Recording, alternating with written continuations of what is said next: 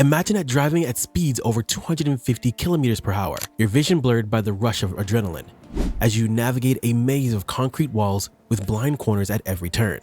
Now, picture doing this not on an open track, but on city streets. Welcome to Jeddah Corniche Circuit, home of the Saudi Arabian Grand Prix. A track that has F1 drivers on edge and fans holding their breath. But why? Let's find out.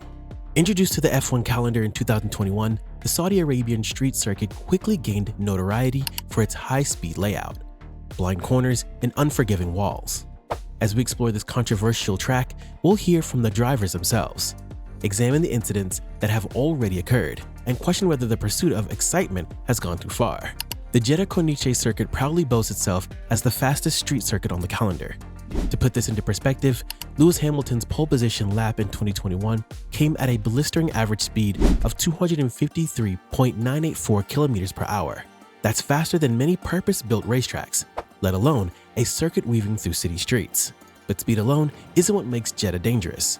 It's a combination of velocity with the track's unique characteristics that has drivers and circuits alike raising red flags.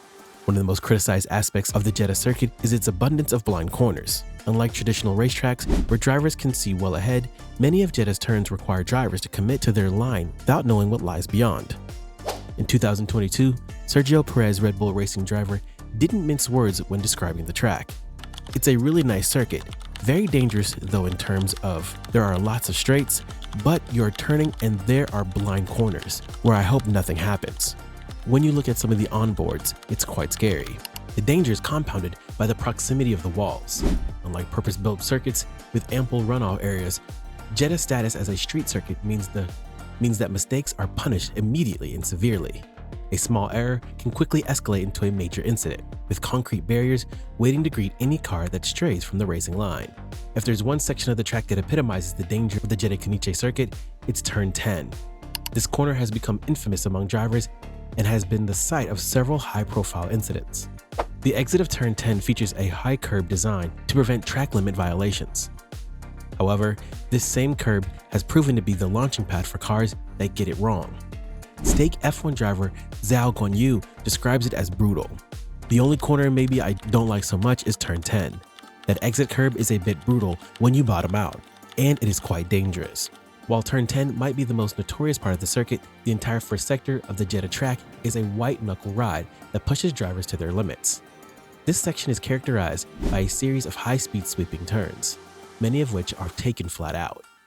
What makes this sector particularly challenging is the combination of speed and limited visibility. Drivers must rely on their instincts and memory, committing to their lines through corners where they can't see the exit. Zhao Guanyu highlights the importance and danger of this section. Sector 1, the blind corners. If you have good confidence and rhythm, you can gain there. When you don't feel confident with the car in the high-medium speed corners, you'll struggle in Sector 1. It's clear for us where the lap time is coming from and where you can really beat other teams and drivers. You have to commit to that first sector. Another factor that adds to the danger of the Jeddah circuit is the issue of traffic, particularly during qualifying sessions. The high-speed nature of the track means that closing speeds between cars on flying laps and those on slow laps can be extreme. Perez highlighted this concern. "I just feel the track, yeah, it's a bit too risky without a reason.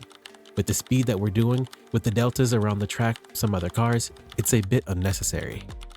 A driver on the first lap could come upon a slower car with little to no warning, forcing them to take evasive action with speeds well over 200 kilometers per hour. The potential for such scenarios has led to calls for better communication between teams and drivers, as well as potential changes to qualifying procedures to minimize the risk of dangerous encounters. The concerns about the Jeddah Corniche circuit aren't just theoretical. In its short history on the F1 calendar, the track has already seen several alarming incidents that have underscored the dangers inherent in its design. The most traumatic illustration of turn 10's dangers came in 2022 when Mick Schumacher, then driving for Haas, had a horrifying crash during qualifying. The young German driver lost control on the exit curb, sending his Haas car careening into the concrete barrier at 270 kilometers per hour. The impact was so severe, it registered at 33 Gs, a force that can cause serious injury or worse. The car was torn apart with the survival shell containing Schumacher separating from the rest of the vehicle. The force was so great it split his car in two, leading to a repair bill of £760,000. and forcing him to sit out of the race. Miraculously, Schumacher walked away from the crash relatively unscathed, a testament to the incredible safety standards of modern F1 cars. However, the incident left a lasting impression on both drivers and fans, raising questions about whether the track's design was pushing the boundaries of safety too far.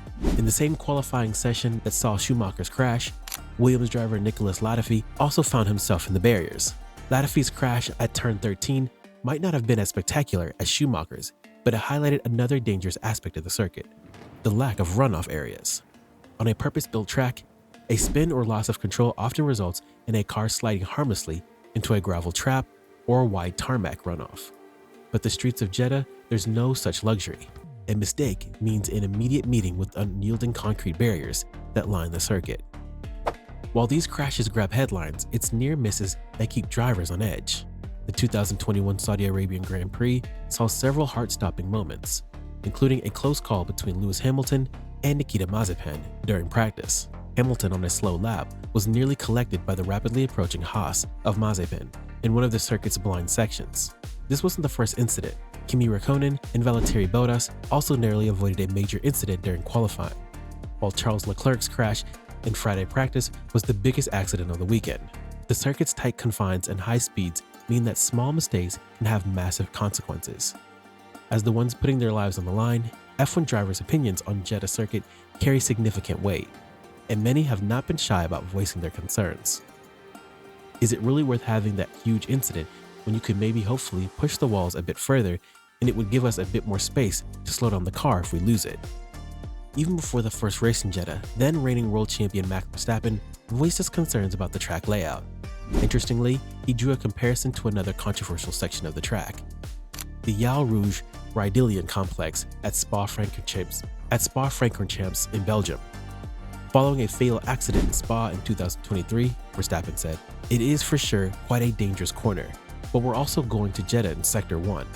That, for me, is probably more dangerous. I'm happy that nothing has happened yet in that sector," Verstappen said. "It is for sure quite a dangerous corner, but we're also going to Jeddah in Sector 1.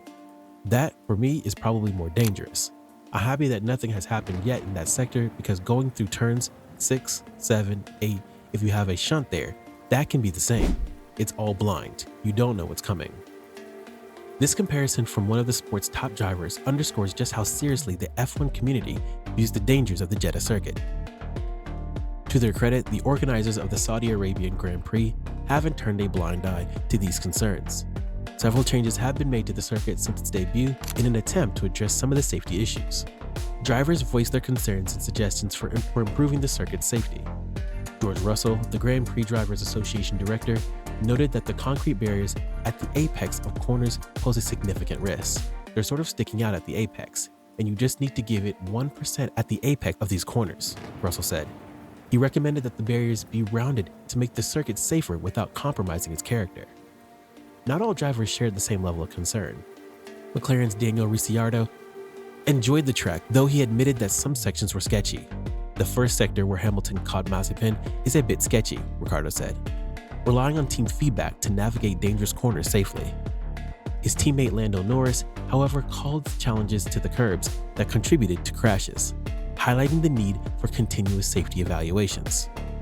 One of the main focuses has been on improving visibility, particularly through the high-speed first sector.